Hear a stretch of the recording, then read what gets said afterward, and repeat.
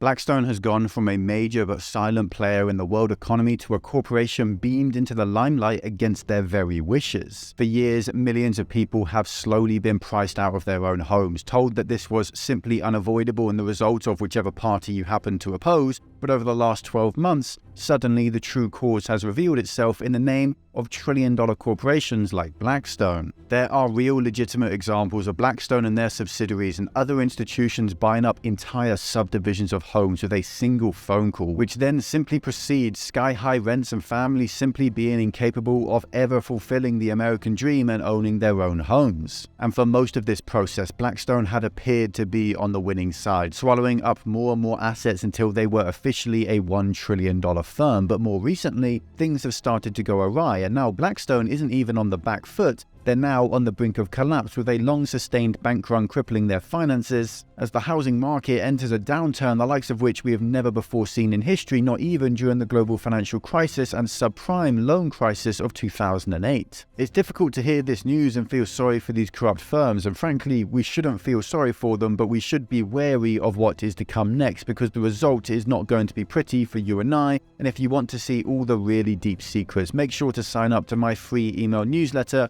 where I will expose everything in exactly 7 days' time. But to find out exactly what's going to happen next, we first have to establish how we got into this situation in the first place and how Blackstone came to dominate such a massive asset class at all. It started a few years ago when Stephen Schwarzman, the founder and CEO of Blackstone, decided the world was not enough. He wanted to own your home as well. So he set about raising cash for what he envisioned as the largest real estate investment trust the world had ever seen. Before long, he had hundreds of billions of dollars at his disposal, and he set about buying up buildings in almost every country you can imagine. Yes, he bought property in America and Canada, but he also went on a buying spree in Europe too, the UK, France, Germany, and Italy, and he didn't stop there, even expanding into Asia for good measure. And things just kept going his way. The values of the property that Blackstone was buying up were increasing at ridiculous rates, far greater even than the broader indexes. If there were two identical office blocks and Blackstone bought one of them but not the other, then 2 years later that one would be worth 10% more, at least according to Blackstone, and that is one of the reasons they were able to grow so ridiculously quickly.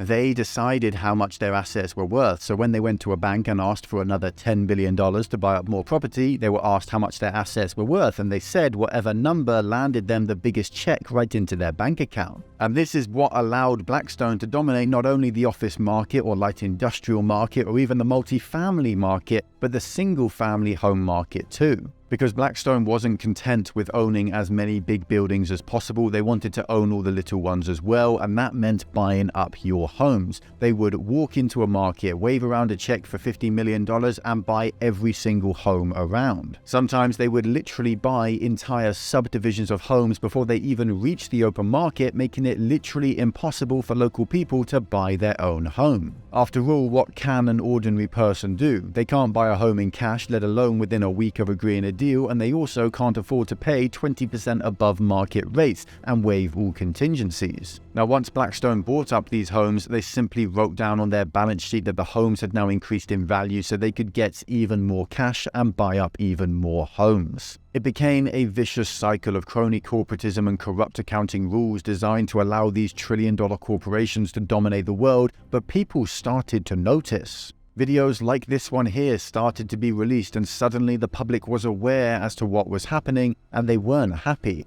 Outrage and uproar brewed, and before long, public attention on Blackstone was so ridiculously negative that they were forced to give up their lucrative process of buying up family homes, lest their office buildings find themselves burnt down. Of course, that was only the case in America. In every other country they operate, they are still buying up all the homes they can, as public outcry over there wasn't quite as severe. Now, the fact that this resistance against trillion-dollar institutions was fought not by billion-dollar media outlets, but random people like myself on YouTube should tell you everything you need to know when it comes to who is on your side and who's against you. And it is blindingly clear that the mainstream media is actively harming the world at this point. But I am trying my best to keep you all informed with this channel, but also with my 100% free email newsletter, Stoic Markets. There I am free from censorship and don't have YouTube breathing down my neck threatening to ban me every time I say something too truthful. And unfortunately, this video has been hampered by those kind of threats as well, as there are some things I simply can't tell you on YouTube. But in exactly 7 days, I will go into even more depth and expose everything I revealed in my research about Blackstone to my email subscribers. So if you want to remain informed, if you want the truth and don't want to swallow whatever these trillionaires feed you, then sign up with the link down below. It's 100% free and you can easily unsubscribe anytime, no questions asked. Now this is where everything really starts to fall apart for Blackstone though, because the housing market is not as strong as they would have you believe, and Blackstone is in a far weaker position than you'd think,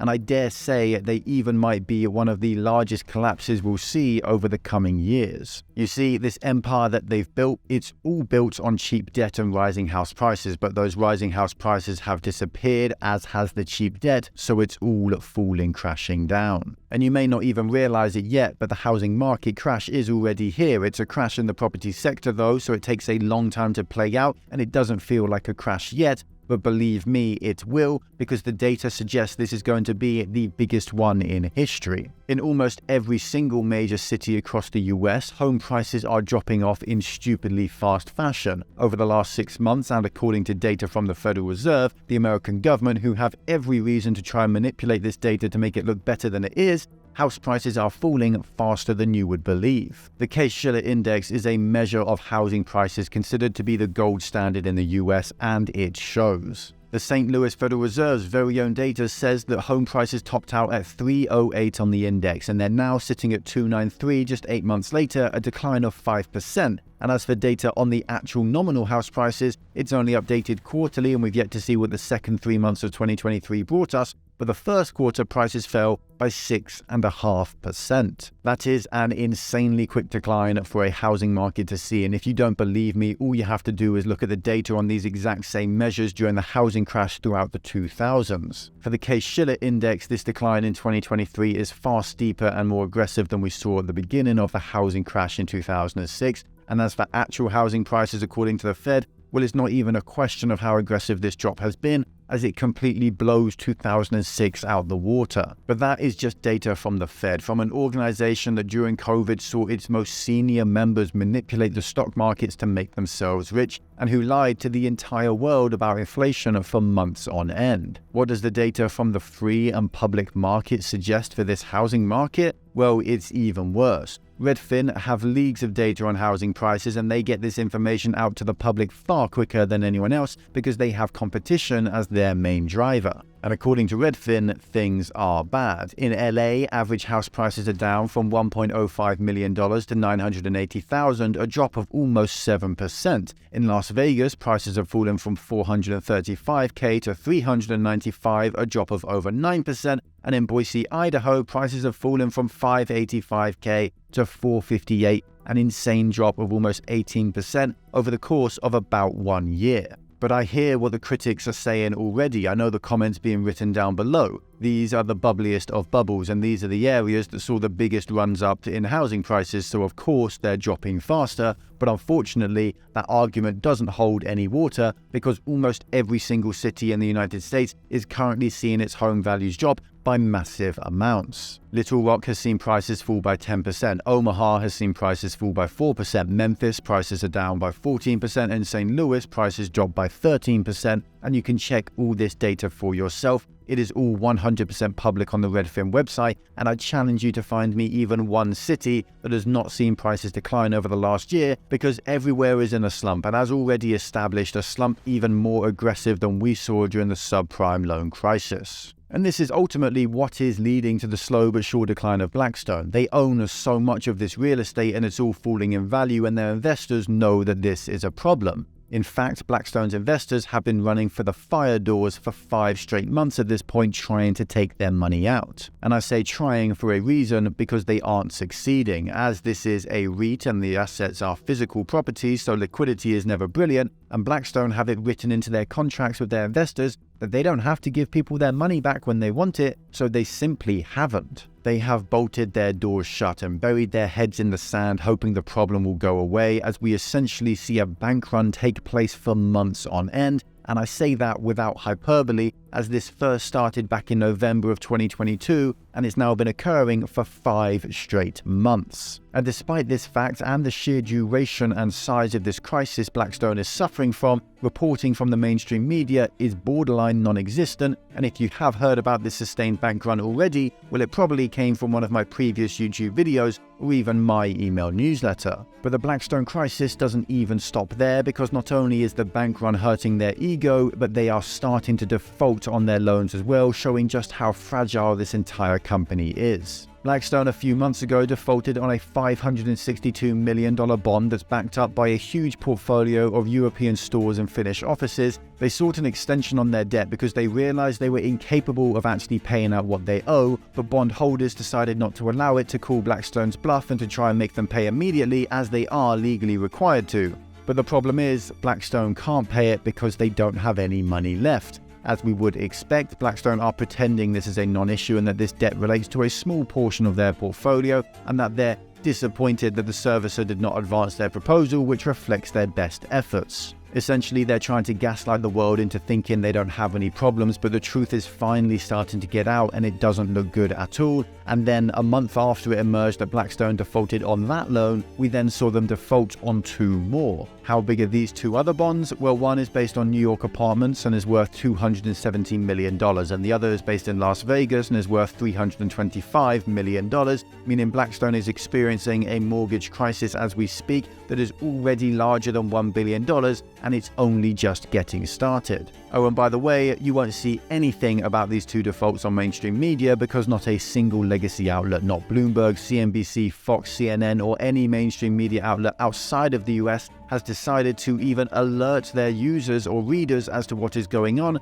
probably because they are bought and paid for and Blackstone are their masters. And to those who claim that this really is no big deal, that the loans aren't very big, or that is nothing Blackstone can't handle, I want to ask you one very simple question. If these repayments aren't large to Blackstone, why didn't they just pay them off? Why have they defaulted on these loans if they're no big deal? If a person can't afford to pay off a $200 a month car payment, do we look at that situation and guess that it's because they're so rich that the loan doesn't matter to them? Or are they actually much poorer than they claim and they simply don't have the cash? And if Blackstone can't repay these loans already and they have hundreds more on their books, how long until they start to default on the rest? How long does Blackstone really have? Investors clearly aren't happy, as the stock price has slowly but surely fallen over the last year, a whopping 42% so far, and it just keeps going down. The reality is that the firm is on the out. It's been hurt badly, and with the banking crisis clearly not over, as we just saw First Republic Bank finally fall as well in what was the 2nd largest banking collapse in American history,